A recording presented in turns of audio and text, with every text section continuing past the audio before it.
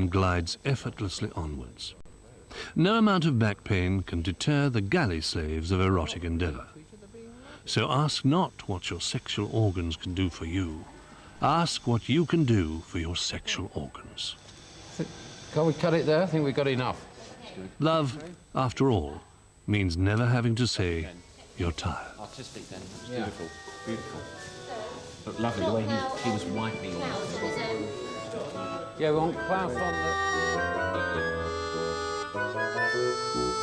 Does a real man know what to do without being told?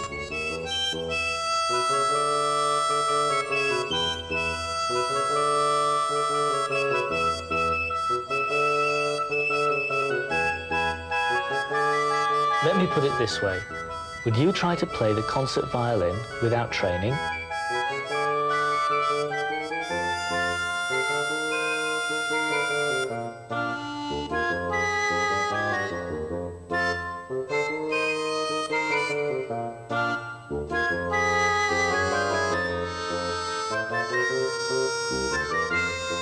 Is it the case that a real man is always ready for it?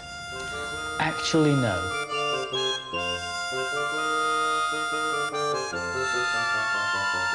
And how do you feel about sex now?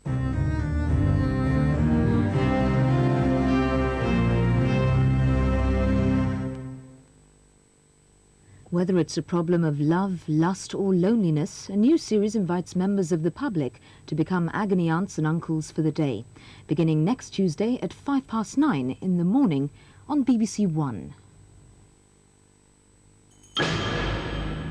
A mild September day near Liège, Belgium, a gang breaks into the house of a banker. He escapes, but his wife and 2 young children are taken hostage.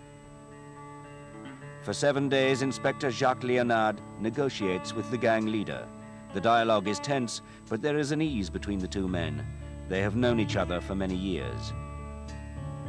As the days go by, the tension builds to a dramatic conclusion. 40 Minutes, Hostage, next Tuesday, 9:50 on BBC2. A special edition of The Late Show in 45 Minutes profiles one of America's most unusual artists, James Turrell, whose life project involves converting a dead volcano into an observatory for the 21st century. Now, we've all heard that pub quiz question. What did the team from Have I Got News For You do during their spring break? Well, Angus Deaton worked as a professional dancer. Yes, he's lifted his legs for money. Paul Merton was doing a show in Brighton, described by Dolphin Weekly as... And Ian Hislop doesn't look as out of place in this picture as you might expect him to. Still, they'll all be back with a new series of Have I Got News For You this Friday, 10 o'clock on BBC2.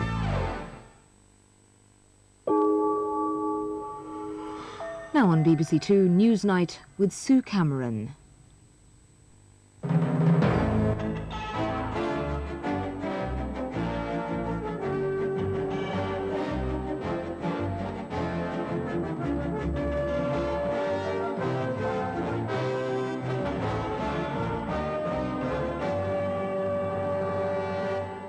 It is the aggressive dictator who is getting away with everything.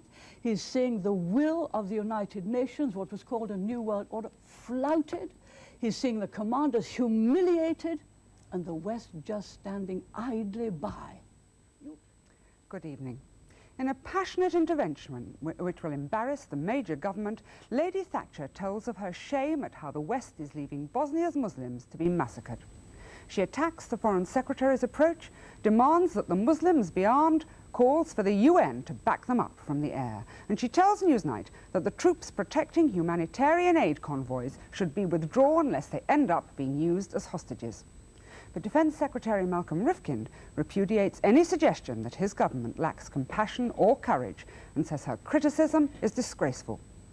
Plus, we have a special report from Mark Urban on the ground in Bosnia. While the world's attention has focused on Serbian actions in eastern Bosnia in recent weeks, a different crisis has been developing largely unseen. I'll be reporting on the increasingly bitter conflict between Croats and Muslims, which threatens to undermine any future peace deal. As South Africa prepares to mourn the death of the assassinated ANC leader Chris Harney, can the ANC keep the townships under control? Or, as Nelson Mandela has warned tonight, is South Africa on the brink of disaster? Also, here at home, another teachers' conference gets underway. The Education Secretary says classroom testing will go ahead this summer. No, it won't, say the teachers. We'll be asking Mr. Patton's number 2 exactly how he's going to make his writ run in the schools. Lady Thatcher today indicted the leaders of the West on charges of acting like accomplices to massacre in Bosnia. Calling for the Bosnian Muslims to be armed, she poured scorn on Foreign Secretary Douglas Hurd's claim that this would simply create level killing fields.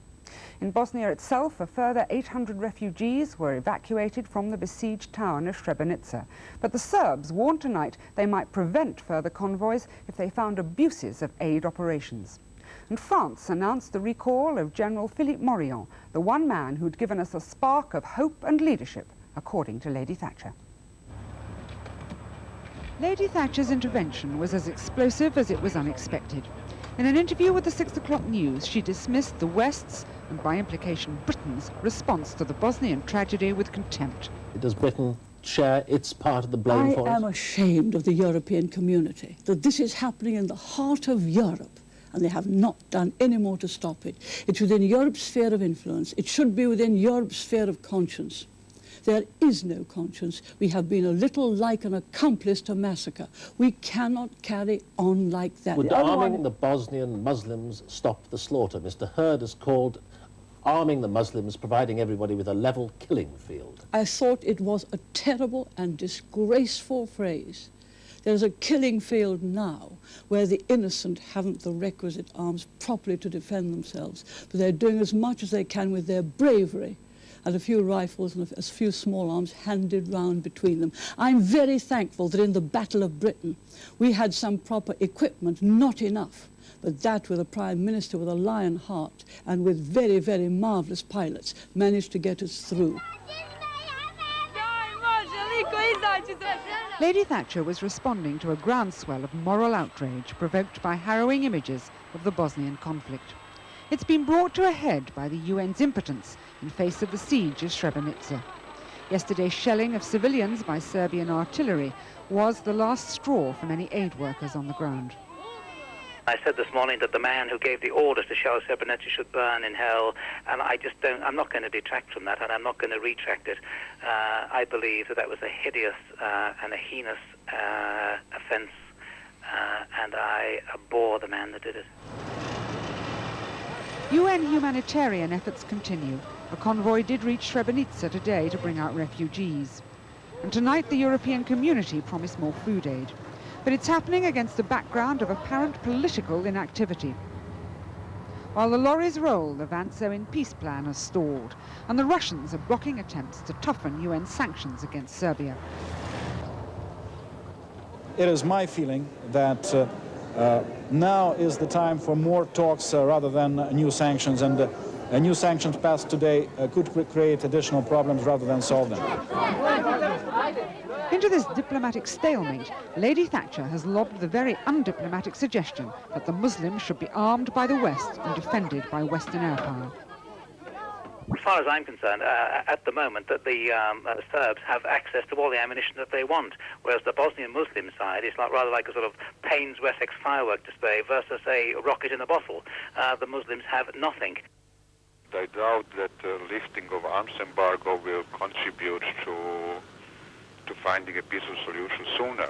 Just the opposite. I firmly believe that less arms in Bosnia would be easier to lead to a peace. In Tuzla tonight, they welcomed the latest exhausted refugees from Srebrenica. The 50 seriously ill endured 6 hours travelling before reaching hospital. Aid workers are struggling to manage the crisis, while voices like Lady Thatcher's are calling for it to be ended by force if necessary. Well, earlier I caught up with Lady Thatcher, who insisted the West should not wait on the Russians to make up their minds, but must act now. I asked her what specific actions she thought the international community should be taking. Arm the Bosnian Muslims. All people have a right to self-defense, against someone who comes and attacks them. We have denied the Bosnian Muslims that practical right because we've denied them the weapons in order to implement it. They should have the weapons and the training. Secondly, that is not enough. We have aircraft to enforce the no-fly zone. Those aircraft are flying from 3 aircraft carriers under the auspices of NATO, standing off the coast of Croatia, just near to Bosnia. We have the Ark Royal, the French have the Clemenceau, and I think the Americans have the Roosevelt, and we also have now a big airbase, a NATO airbase in the north of Italy, to which planes are flying. They are there. It's not a question of whether we have the weapons, it's a question of whether we have the will to use them to defend the innocent. You need an additional United Nations resolution, first to arm the Bosnian Muslims, and secondly to ensure that those who enforce the no-fly zone can also attack the artillery that is at the moment concentrating its attack on whether it's schools, sometimes hospitals. So those 2 things would succeed in making it clear to the Serbs that we are not just going to stand by and watch them ethnically cleanse the rest of Bosnia and massacre other children. What about those UN troops that are already there, including British troops? Undoubtedly have to withdraw those troops. I personally would never have put troops in without effective air cover and without full defence. If you actually look at the United Nations resolution, it says in order to get their humanitarian aid through, they can take all such measures as are necessary for that purpose. That has not been fully implemented. All measures as are necessary, as I know full well, having been through several armed conflicts, means that you can use force. Isn't there a danger, though, that some of our troops would be taken hostage? Well, that's why I myself would never have put them in without full cover. You would have, in fact, to withdraw them. And my goodness me, you'd have also to say to Serbia, you touch one of our people before they're withdrawn, and you will have such swift and certain and decisive attack that you will really feel the consequences. We've heard today that General Morion is going to be recalled. What's your reaction to that? It would seem that he is... That man showed leadership, who showed real feeling for the Bosnian Muslims, real feeling. He gave hope. Such leadership should be rewarded, not criticized. And you feel that is what his recall amounts to? I think most people will think that he was a terrific guy. Of course, people who are terrific guys usually cause some problems, particularly with politicians. I think that man gave a lead. But people are going to see what you have said today as undermining the British government. For a very long time, I have kept silent on British television and radio. You haven't seen me for a very long time, although I wrote for the New York Times and spoke in the United States. We cannot let this situation go on. A year since the siege of Sarajevo, 2 million people driven out, what's called ethnically cleansing, driven out of their homes destroyed.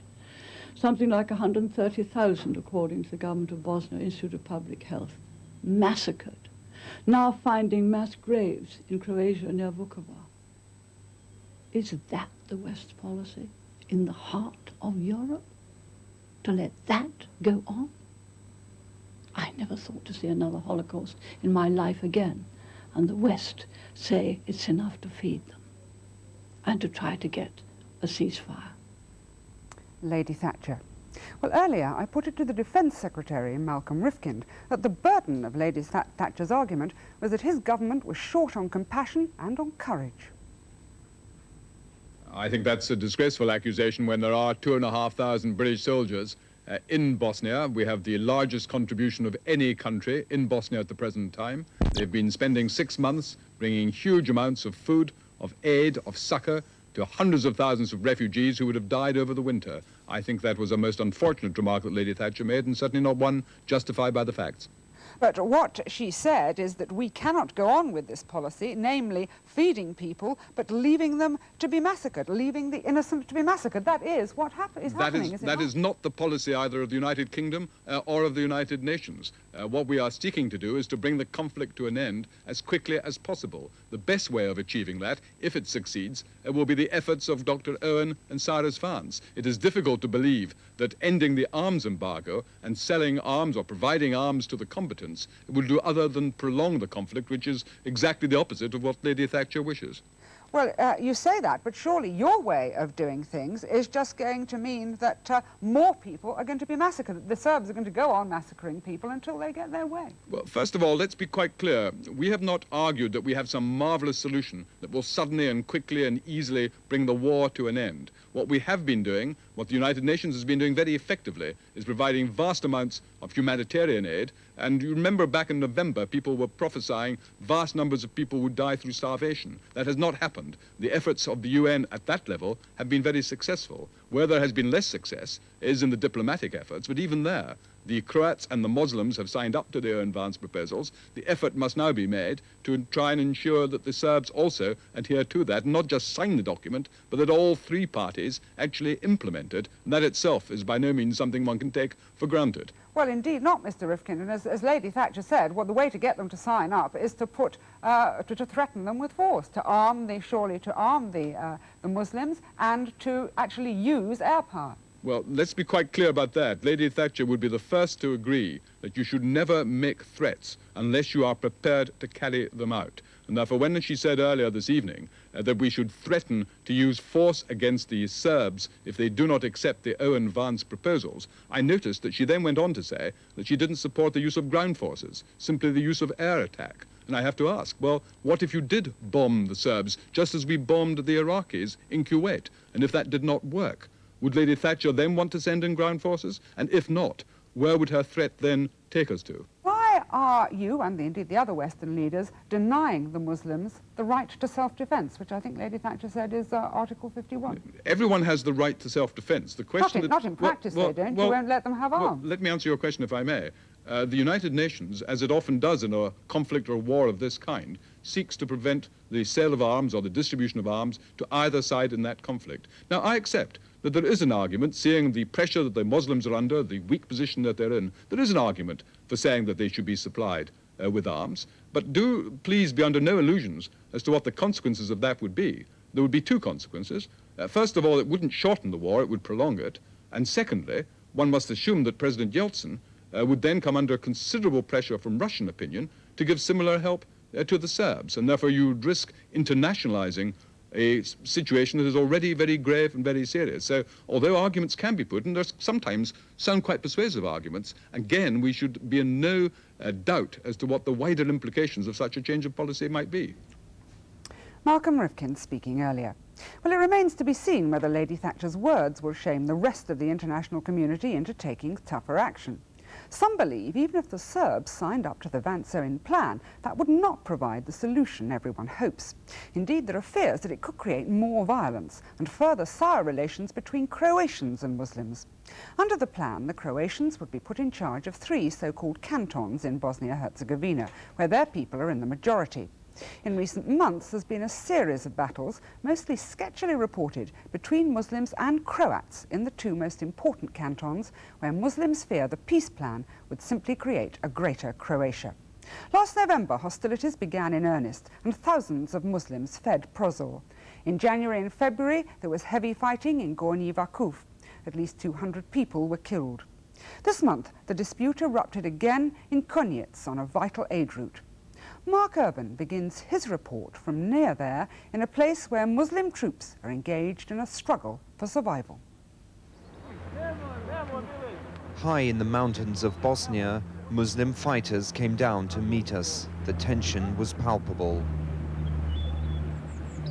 Outlaws to their enemies, heroes to their own people, the defenders of Hera stepped into view. A lull in the fighting allowed us to be the first journalists into this community in the 6 months since it's been besieged. Many buildings bore signs of shelling intended to flush these men out. The stand being made here by soldiers of the Armia of Bosnia-Herzegovina has become a trial of strength in what Muslims regard as a new campaign to drive them from their land. The troops surrounding and attacking these villages are not Serbs, but Croats. For many months, the Muslims and Croatians were allies. But in recent months in central Bosnia, they've had their own war. And that means that even if the Serbs could be brought to sign an international peace deal, many people in this region believe the Muslim-Croatian conflict would simply intensify. Fighters from Hira have attacked neighbouring Croatian villages. And the HVO, the local Croat forces, regard them as dangerous fundamentalists. The Muslims say they were simply trying to prevent the Croats dispossessing them. Ovdje u ovome selu postoji jedan borac Armije Bosne I Hercegovine. As long as there is a single Muslim fighter of our Armia Bosnia-Herzegovina in this village, as long as we remain alive, we will never be put under the command of the HVO. We don't interfere with them, so they shouldn't interfere with us. We can live together. We are close. We are neighbours. But the Croats abuse this. We have wounded men. They have done a lot of damage to us. So it's hard to bring about a reconciliation now. Lower down the mountain, Croatian troops enforce a blockade. The fighting here is part of a larger conflict, one in which the Muslims now regard themselves as sandwiched between two predatory nations. In the beginning, we were fighting the aggressor, the Chetnik Serbs, and the remains of the former Yugoslav army together. Unfortunately, owing to different political goals, we parted. The political goal of our Armia and the Muslims is the liberation of Bosnia-Herzegovina. But the political goal of the Croats and the HVO is the creation of Herceg Bosnia. You know, there are pure Croatian units on our territory. We travel deeper into the besieged enclave to Kute.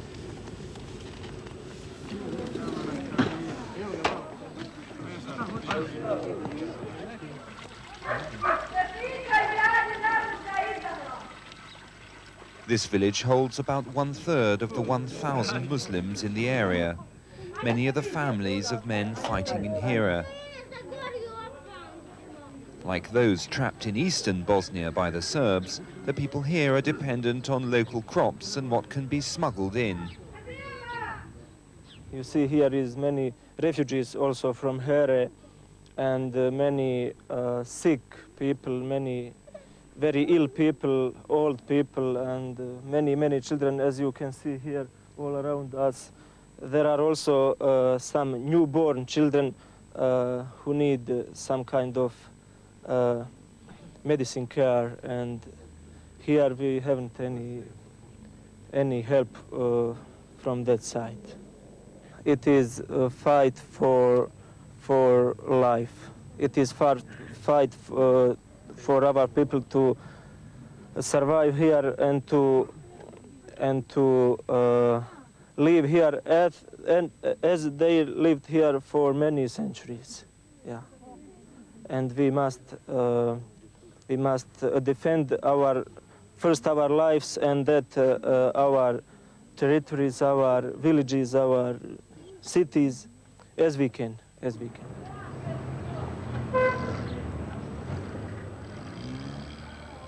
35 kilometers away is Bugojno, where Croatian and Muslim forces are still trying to kill Serbs rather than one another.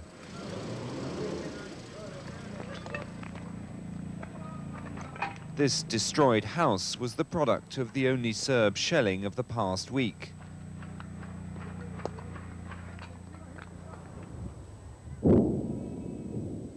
Outside eastern Bosnia and Sarajevo, there are occasional shells and snipers' bullets.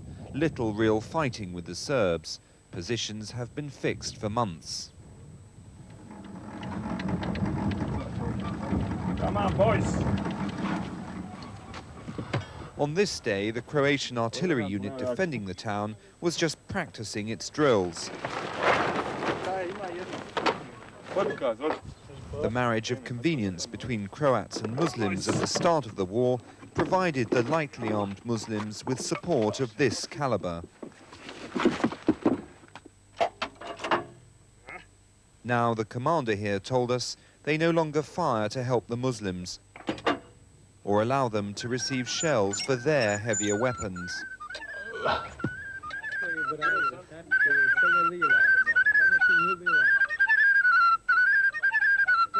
Croatian soldiers defending the town know that their quarrels with the Muslims could work to the Serbs' advantage. Obviously, such a danger exists, and the Muslims should bear this in mind. Our HVO forces were not involved in the conflict in Gornji Vakov, but elements of Muslims took part. They tried to penetrate ethnically pure areas of Croats.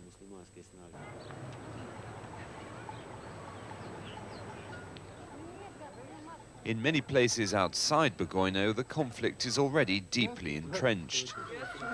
The Croatian villages of Zdrimci gathered for their Catholic Easter celebration.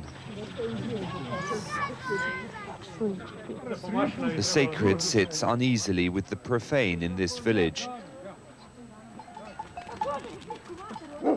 Not far from the graveyard, Muslim families were burned out of their homes.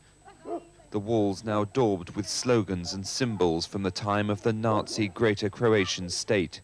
When questioned, many villagers also seem to echo that dark period. We don't know about it. We certainly can't tell you anything about it. I can't read or write. I don't know anything. 54 Muslim houses were destroyed in Zdrimci. 250 people became refugees. Some Croatian houses in the neighboring village suffered the same fate. A few Muslim families were kept here, some believe as hostages, after suffering what they describe as a humiliating ritual. A soldier came into our room and told us to get out. We'll see if you're Muslims or Croats. He told us to gather outside the mosque and to bring our children, but not our possessions. When we arrived there, he ordered us to cross ourselves. We didn't know how. If a woman didn't want to cross herself, she was slapped. At the end of this, he said, "Now 2 women shall set fire to the mosque." The overtones of religious war and obvious parallels with what was called ethnic cleansing in Serbian areas have disturbed some Croatian villagers. I really believe that this shouldn't have happened. We can't solve the problems in towns like Gornji Vakov. That's up to higher authorities. But this incident here shouldn't have happened. I don't know why it did. European community monitors and British UN troops have been trying to calm the situation. On Saturday, shortly after the appointed time, a bus carrying 24 Muslims taken prisoner in this area during fighting earlier this year arrived.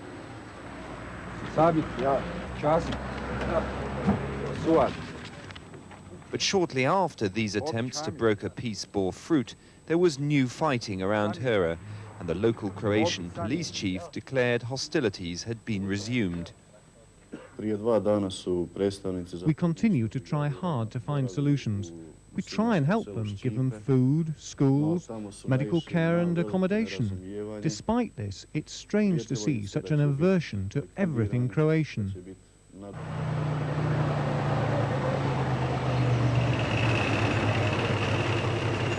Few Croatians view the Muslims with the same enmity as Serbs. At Croatian checkpoints, most Muslim drivers are allowed to pass. But the campaign by those who want to extend Croatia into southern Bosnia-Herzegovina is more subtle. The Croatians search all Muslims' vehicles carefully and confiscate many of the weapons which they find. Now Muslims fear that the Vance-Owen plan, which will put Croats in charge of areas like this, will make matters worse. If the Croats think that they will, through the Vance-Owen plan, achieve the creation of a greater Croatia, or create a new community of Herceg Bosnia, then Mr. Vance and Mr. Owen should be aware of this and stop such attempts, because these attempts would lead to new internal conflicts in Bosnia-Herzegovina, which would inevitably mean the spreading of the war. Prozor is one of the towns placed by the plan in a Croatian canton. It's a model for what extreme nationalists would like to see happen throughout these areas. Thousands of Muslims fled the town last autumn as many businesses and homes were destroyed. Some Muslims have returned, but the owner of the No. 5 cafe failed when he tried to get back.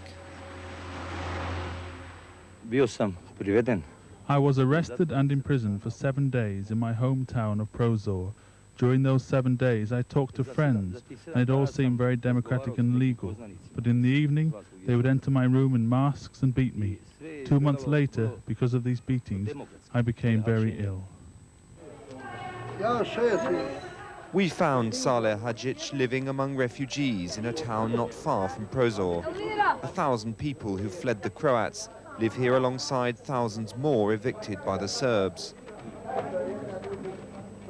Those who held positions of authority in the army or community find the Croats will not let them return. In Prozor, the Muslim power structure has been broken.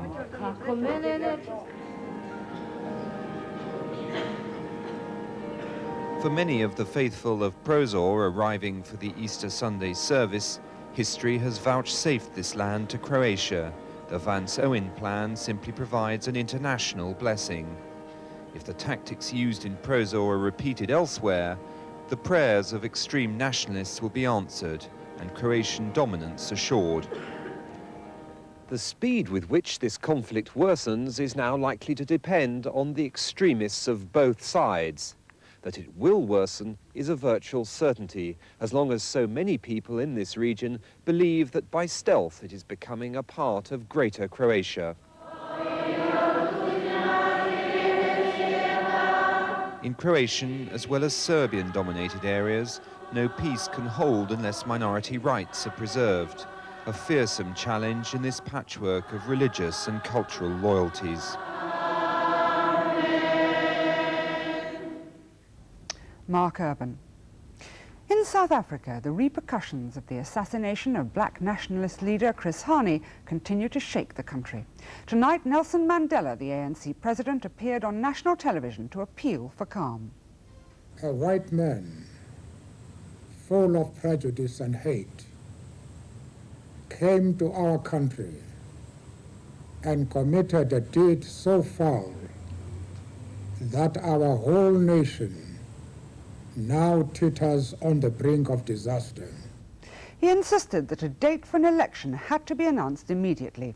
23,000 police have been deployed in anticipation of tomorrow's day of mass action. So what will Chris Harney's death mean for South Africa and the ANC? Roger Hearing reports. The mood was anger rather than fury, as 800 protesters gathered outside Boksburg Courthouse today for the first appearance before magistrates of Chris Harney's alleged killer, Janusz Walusz. Close your ranks very tightly. Discipline, discipline, but anger, anger and discipline. Today it was the local ANC leader, Tokyo Sechwali, who called for calm. But before the weekend, soothing the masses would have been Chris Harney's job. That was Chris Harney's pivotal role in the ANC leadership, one none of the others could fill. Comrade Chris Harney represented that umbilical cord between the leadership of the ANC and the masses of the people. He was able to do that because he was a militant, a revolutionary, a man of action. The old guard of the ANC does have a style that jars slightly with that of the radicalized youth in the townships. While the leaders were in exile or in prison, the youth were facing the brunt of apartheid, the guns and the dogs. And some think that spirit of struggle has been diluted in the new South Africa by negotiation and compromise. This is not the time to talk about compromise, to talk about coalition, to talk about power sharing. This is the time to talk about fighting for our liberation and transfer of power. The The comrades will see Chris Harney's death in that light, a crime of the white establishment to be answered with force. But such reactions show up the divisions in the ranks of the ANC when it comes to channeling the energy from their anger. We are going to be able to direct it not against those that have not against our people themselves, but against the real enemy. And we have identified the enemy in this case, as in all cases, as the government of de Klerk. Peter said, as you say, he said what he said, but clearly it does not represent the positions of the leadership of the ANC, and I'm quite sure that the leadership of the ANC will not take the position that he explained to you. It was in bridging such gaps in the broad church of the ANC that Chris Harney excelled. He had impeccable credentials as a freedom fighter in Umkhonto we Sizwe, the ANC's army, and was respected by the young comrades, especially in settling disputes like this one in Sebokeng Township. Access to weapons had turned the comrades into an unruly force even the ANC leadership feared. When people see our youth, they shouldn't say, "Hide quickly, the comrades are coming, they will kill us." We should be pleased to see them and be able to say, "Here are our boys, now we've got no worries."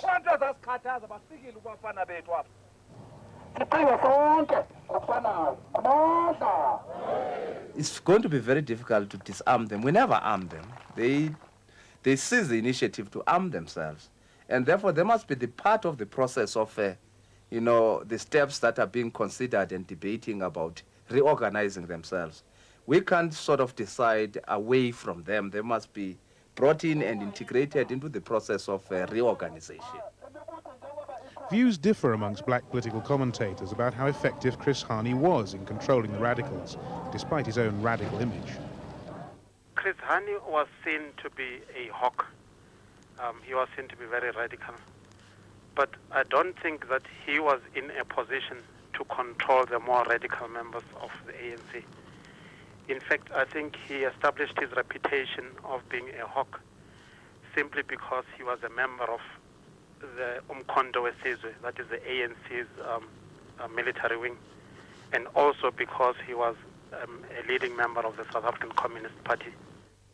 Chris had the ear of the very militant, impatient youth, and if anybody could sway them around to accepting the validity of the peace process, of the negotiations, it was Chris.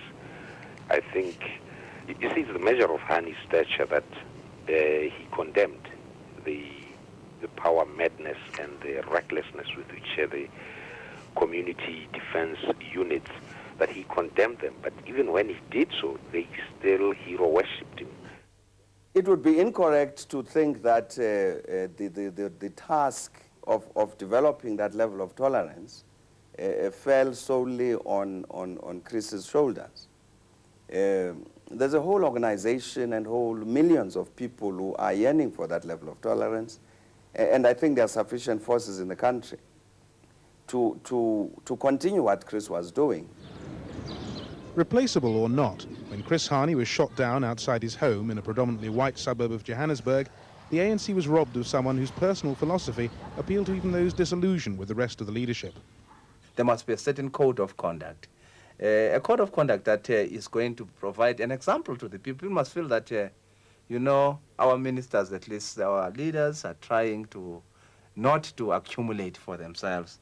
They're trying to tackle our problems. The problems are huge. And to come back to your question, I would try to contribute towards what, you know, one poet, a Latin poet, Horace, called the golden mean. Don't be too up there, nor too low there, somewhere in between. I don't know if it's realizable, but I think we should be guided by that sort of morality. Today, there was no doubt about the capacity for violence of the youths in South Africa's townships, but plenty of doubt about the capacity of anyone, after Chris Harney, to control them. Roger Herring.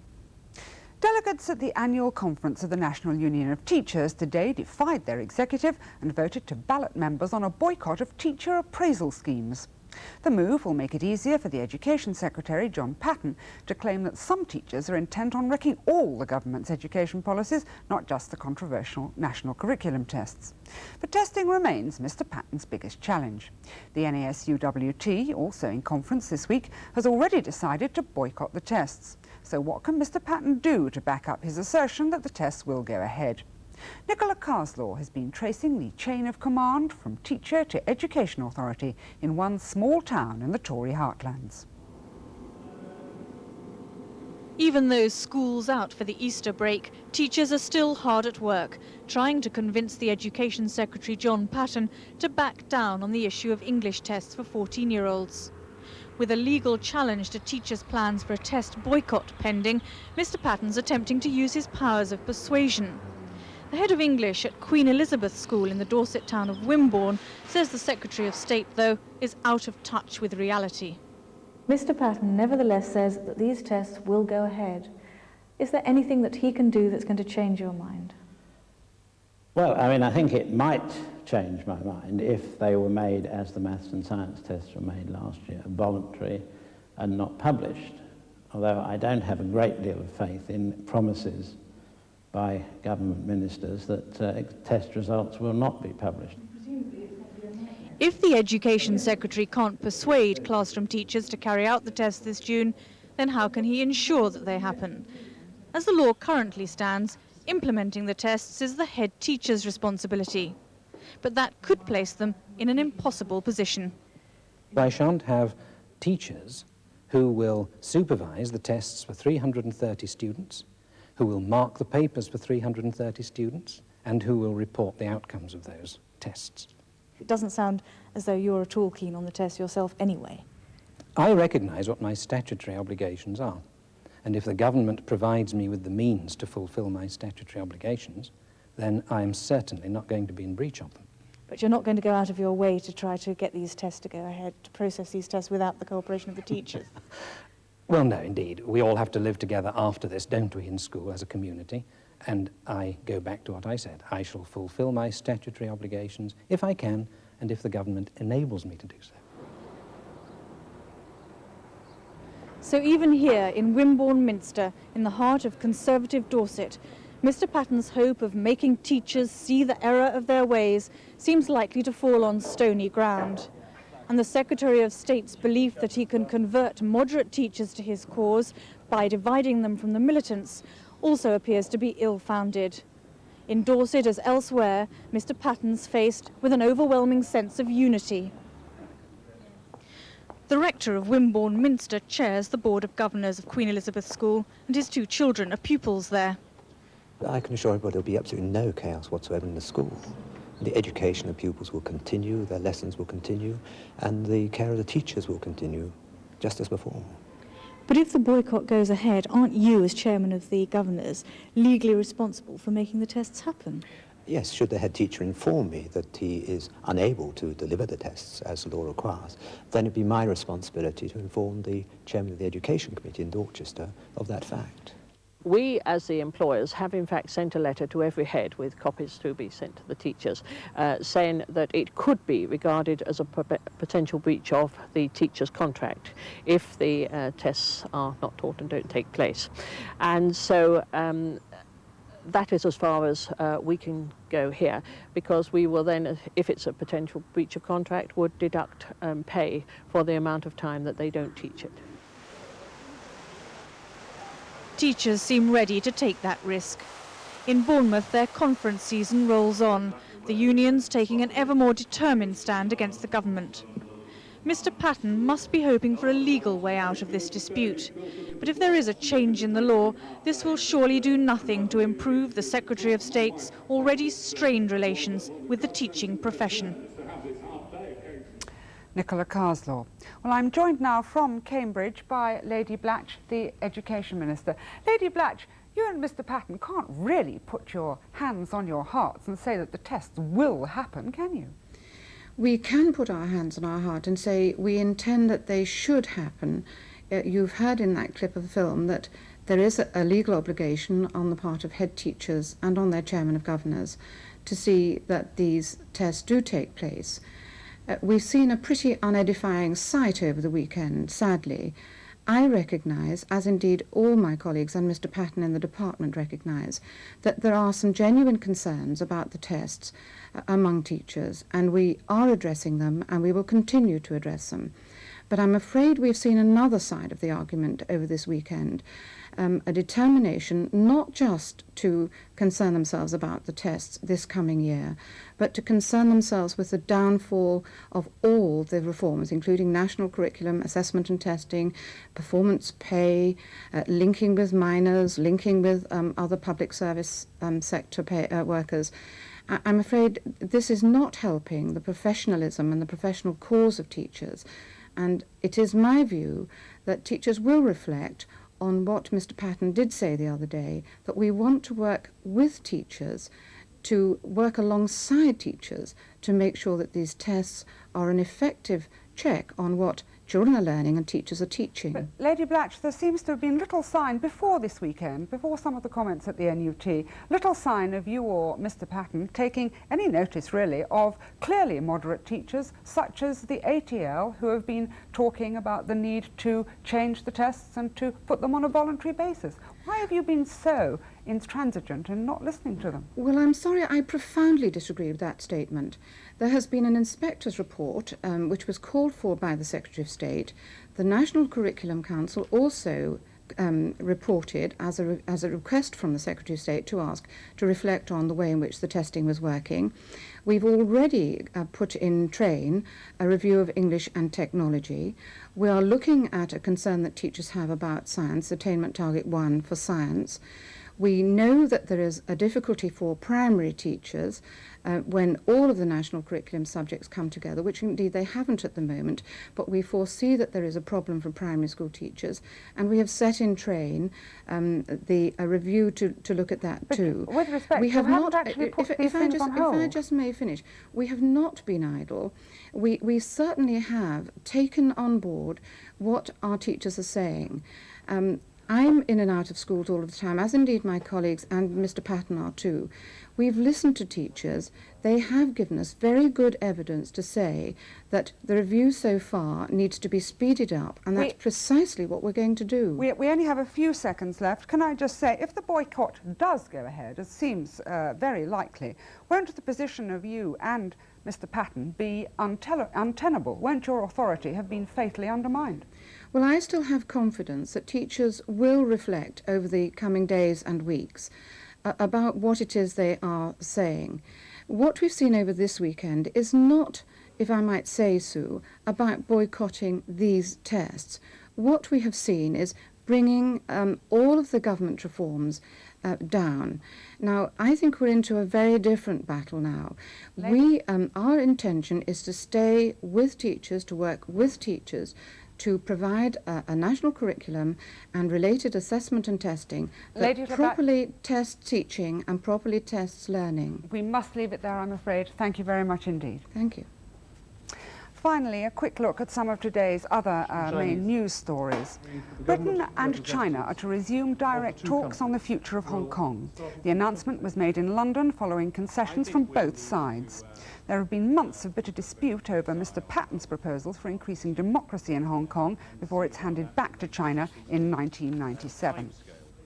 Fresh talks between the Rail Union, RMT, and British Rail broke down tonight, and Friday's threatened rail strike looks sure to go ahead. BR's chairman, Sir Bob Reid, has invited the RMT for more talks, but the union said the chances of an agreement have been seriously damaged. Prospects for economic recovery have been given a boost by a new survey showing a sharp increase in business confidence. The majority of 2,000 company directors, questioned by analysts Dun & Bradstreet, forecast an increase in sales, new orders and jobs. And now a quick look at the markets. In London, the FTSE was up 25 points at 28.47. In New York, the Dow was up 16 to 34.44. On the foreign exchanges, the pound closed up over a pfennig at 2 marks 46.2. And against the dollar, it was up over 3 cents to 155.8. Now just time for a very quick look at the papers. Damning proof of Bosnia rape. He's lost his marbles, Lamont blasted. Accomplices to massacre, the Daily Mail, that's Lady Thatcher, and the Times. Thatcher says massacre brings shame on the West. Well, that's all from Newsnight for tonight. Next news is in Business Breakfast at 6 tomorrow morning, with breakfast news an hour later. We'll be back tomorrow at 10:30. Until then, from all of us on the programme, good night.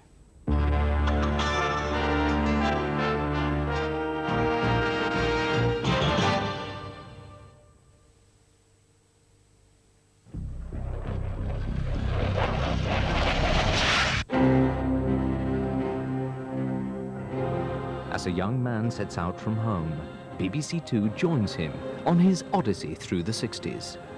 It's a tale of discovery and growing up,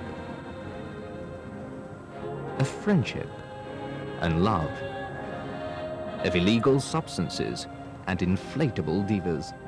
The Second Heimat begins Saturday, 9:25 on BBC2. Tonight's film in 45 minutes is Evenings, a wry tale set in post-war Amsterdam where a young man struggles to escape his humdrum existence by living a life of fantasy. This is BBC2 with The Late Show.